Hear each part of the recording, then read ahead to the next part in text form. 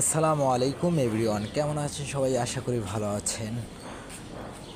আমি আজকে যে ভিডিওটা নিয়ে আসছি, সার্ভার অ্যাকাউন্টে কীভাবে আপনি পিন চেঞ্জ করবেন সেটা আজকে আপনাদেরকে এই ভিডিওতে শেখাবো। তাই আমরা ভিডিওটা শুরু করতে যাচ্ছি। প্রথমে আপনি চলে যাবেন আপনার অ্যাডমিন প্যানেলে।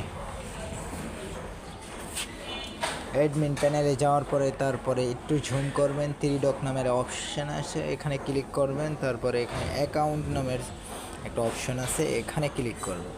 তারপরে এই পিন চেঞ্জ, পাসওয়ার্ড চেঞ্জ এখানে দেবেন। এখানে আপনি এটা দিয়ে দিবেন, যেটা বর্তমানে যেই পিনটা আছে এইটা এখানে দিয়ে দেবেন। তারপর নিউ পিন দিবেন। তারপরে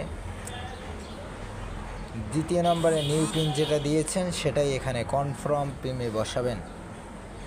এভাবে আপনারা চাইলে চেঞ্জ করে নিতে পারেন।